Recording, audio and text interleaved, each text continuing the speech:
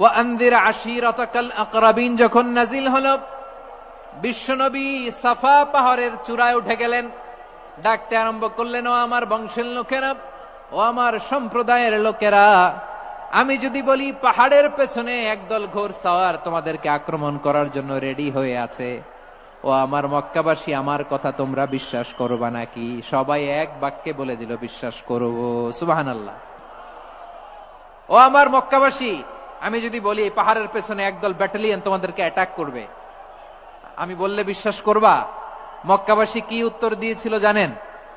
এত heavy weightful একটা কথা বলেছিল। তারা বলেছিল, অবশ্যই বিশ্বাস করব, কারণ মা জাররাবনা আলাইকা ইল্লা সিদকা, আমরা জীবনে কোনোদিন তোমার মুখে মিথ্যা শুনি নাই। সুবহানাল্লাহ কইবেন না? ও মিয়া, যে এলাকায় আপনি জন্মগ্রহণ করলেন, আপনার শৈশব, কৈশোর, আপনার তারুণ্য, আপনার যৌবন যেখানে কাটালেন, ওই এলাকার লোকেরা যদি এক বাক্যে বলে তুমি যা বলবা তাই বিশ্বাস করব, কারণ তোমারে তো মিথ্যা কইতে শুনি নাই। মা জাররাবনা আলাইকা ইল্লা সিদকা, we have never ever witnessed a single lie from you, আমরা জীবনে একটা মিথ্যা তোমার মুখ থেকে শুনি নাই। সুবহানাল্লাহ বলেন। দেখেন, এই কথার মাধ্যমে এক বাক্যে বিগত 40 বছরের সার্টিফিকেশন হয়ে গেছে। কথা বলেন ঠিক কিনা?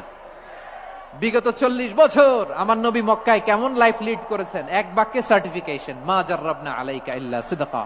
তখন বিশ্বনবী বললেন, ফাইন্নী নাযীরুল লাকুম বাইনা ইয়াদাই আযাবিন শাদীদ, যদি আমার কথা বিশ্বাস করো তাহলে জেনে রাখো, যদি মূর্তি পূজা আর এই শিরকি কর্মকাণ্ড ছেড়ে না দিয়ে এক আল্লাহর পথে ফিরে না আসো, কঠিন আযাব তোমাদের জন্য অপেক্ষা করছে। আওয়াজ করে পড়েন আল্লাহু আকবার।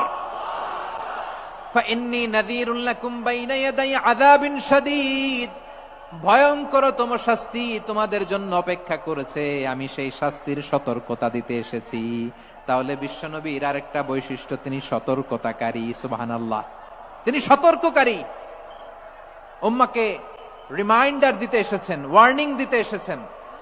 আবার জাহান্নামীরা যখন জাহান্নামে যাবে, ফেরেশতারা ডেকে বলবে, ও কপাল পোড়া জাহান্নামীরা, জাহান্নামে কেন ঢুকলা? দুনিয়ার বুকে কি তোমাদেরকে সতর্ক করার জন্য কেউ আসে নাই? কুল্লামা উলকিয়া ফিহা ফাউজুন সাআলাহুম খাযানাতুহা আলাম ইয়াতিকুম নাযীর। সুবহানাল্লাহ পড়েন, আলাম ইয়াতিকুম নাযীর, কোন সতর্ককারী আসে নাই? বিশ্বনবী নাযীর হয়ে, সতর্ককারী হয়ে পৃথিবীতে আসলেন। তিনি জাহান্নামের ব্যাপারে উম্মাকে সতর্ক করেছেন। জান্নাতকে যেমনি তিনি চমকপ্রদ ভাবে উম্মার সামনে পোট্রে করেছেন, চিত্রায়িত করেছেন, ঠিক অনুরূপ ভাবে ভয়ঙ্কর জাহান্নামকেও তিনি এই উম্মার সামনে পোট্রে করেছেন।